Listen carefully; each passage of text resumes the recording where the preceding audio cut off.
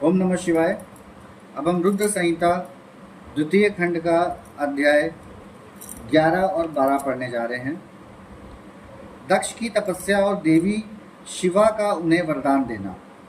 नारद जी ने पूछा, पूज्य पिताजी, दृढ़तापूर्वक उत्तम व्रत का पालन करने वाले दक्ष ने तपस्या करके देवी से कौन सा वर प्राप्त किया तथा वे देवी किस प्रकार दक्ष की कन्या हुई?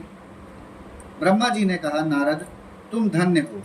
इन सभी मुनियों के साथ भक्तिपूर्वक इस प्रसंग को सुनो। मेरी आज्ञा पाकर उत्तम बुद्धि वाले महाप्रजापति दक्ष ने क्षीर सागर के उत्तर तट पर स्थित हो देवी जगदम्बिका को पुत्र के रूप में प्राप्त करने की इच्छा तथा उनके प्रत्यक्ष दर्शन की कामना लिए उन्हें हृदय मंदिर में विराजमान करके तपस्या प्रारंभ की। दक्ष ने मन को संयम में रखकर दृढ़तापूर्वक कठोर व्रत का पालन करते हुए शौच संतोष आदि नियमों से युक्त हो 3000 दिव्य वर्षों तक तप किया। वे कभी जल पीकर रहते, कभी हवा पीते और कभी सर्वथा उपवास करते थे। भोजन के नाम पर कभी सूखे पत्ते चबा लेते थे। मुनि श्रेष्ठ नारद तदंतर यम नियमादि से युक्त हो जगदम्बा की पूजा में लगे हुए दक्ष को देवी शिवा ने प्रत्यक्ष दर्शन दिया। जगन्मयी जगदम्बा का प्रत्यक्ष दर्शन पाकर प्रजापति दक्ष ने अपने आप को कृतकृत्य माना। वे कालिका देवी सिंह पर आरूढ़ थी। उनकी अंग कांति श्याम थी, मुख बड़ा ही मनोहर था। वे 4 भुजाओं से युक्त थी और हाथों में वरद, अभय, नीलकमल और खड्ग धारण किए हुए थी। उनकी मूर्ति बड़ी मनोहारिणी थी। नेत्र कुछ कुछ लाल थे। खुले हुए केश बड़े सुंदर दिखाई देते थे। उत्तम प्रभा से प्रकाशित होने वाली उन जगदम्बा को भलीभांति प्रणाम करके दक्ष विचित्र वचनावलियों द्वारा उनकी स्तुति करने लगे। दक्ष ने कहा, जगदम्ब महामय जगदीशे महेश्वरी, आपको नमस्कार है। आपने कृपा करके मुझे अपने स्वरूप का दर्शन कराया है।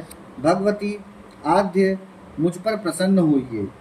शिव स्वरूपिणी प्रसन्न होइए। भक्त वरदायिनी प्रसन्न होइए।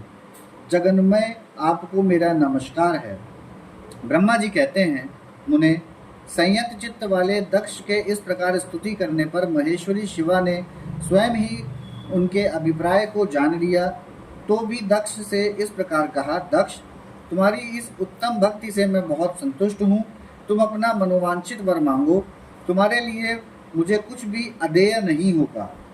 जगदम्बा की यह बात सुनकर प्रजापति दक्ष बहुत प्रसन्न हुए और उन शिवा की बारंबार प्रणाम करते हुए बोले। दक्ष ने कहा, जगदम्ब महामाये, यदि आप मुझे वर देने के लिए उद्यत हैं तो मेरी बात सुनिए और प्रसन्नतापूर्वक मेरी इच्छा पूर्ण कीजिए।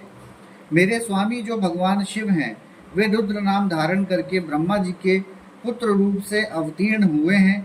वे परमात्मा शिव के पूर्वावतार हैं, परंतु आपका कोई अवतार नहीं हुआ। फिर उनकी पत्नी कौन होगी? अतः शिवे, आप भूतल पर अवतीर्ण होकर उन महेश्वर को अपने रूप लावण्य से मोहित कीजिए। देवी, आपके सिवा दूसरी कोई स्त्री रुद्रदेव को कभी मोहित नहीं कर सकती। इसलिए आप मेरी पुत्री होकर इस समय महादेव जी की पत्नी होइए। इस प्रकार सुंदर लीला करके आप हर मोहिनी भगवान शिव को मोहित करने वाली बनिए। देवी, यही मेरे लिए वर है। यह केवल मेरे ही स्वार्थ की बात हो ऐसा नहीं सोचना चाहिए। इसमें मेरे ही साथ संपूर्ण जगत का भी हित है। ब्रह्मा, विष्णु और शिव में से ब्रह्मा जी की प्रेरणा से मैं यहाँ आया हूँ। प्रजापति दक्ष का यह वचन सुनकर जगदम्बिका शिवा हंस पड़ी और मन ही मन भगवान शिव का स्मरण करके ये बोली। देवी ने कहा, तात प्रजापते दक्ष, मेरी उत्तम बात सुनो।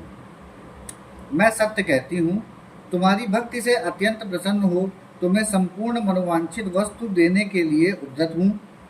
दक्ष, यद्यपि मैं महेश्वरी हूँ तथापि तुम्हारी भक्ति के अधीन हो तुम्हारी पत्नी के गर्भ से तुम्हारी पुत्र के रूप में अवतीर्ण होंगी, इसमें संशय नहीं है। अनध, मैं अत्यंत दुस्सह तपस्या करके ऐसा प्रयत्न करूंगी जिससे महादेव जी का वर पाकर उनकी पत्नी हो जाऊं। इसके सिवा और किसी उपाय से कार्य सिद्ध नहीं हो सकता, क्योंकि वे भगवान सदाशिव सर्वथा निर्विकार हैं, ब्रह्मा और विष्णु के भी सेव्य हैं तथा नित्य परिपूर्ण रूप ही हैं। मैं सदा उनकी दासी और प्रिया हूँ। प्रत्येक जन्म में वे नाना रूपधारी शंभु ही मेरे स्वामी होते हैं। भगवान सदाशिव अपने दिए हुए वर के प्रभाव से ब्रह्मा जी की भ्रुकुटी से रुद्र रूप में अवतीर्ण हुए हैं। मैं भी उनके वर से उनकी आज्ञा के अनुसार यहाँ अवतार लूंगी। तात, अब तुम अपने घर को जाओ।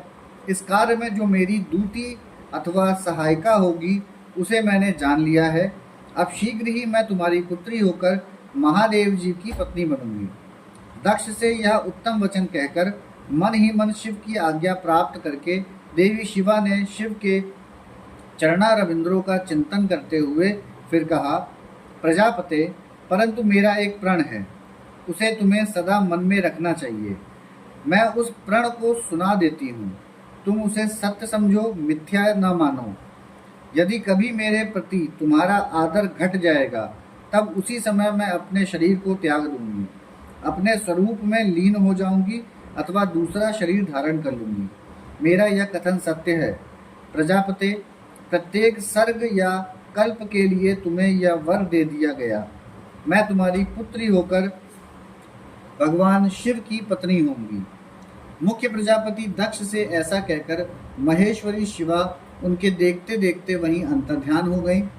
दुर्गा जी के अंतर्ध्यान होने पर दक्ष भी अपने आश्रम को लौट गए और यह सोचकर प्रसन्न रहने लगे कि देवी शिवा मेरी पुत्री होने वाली हैं।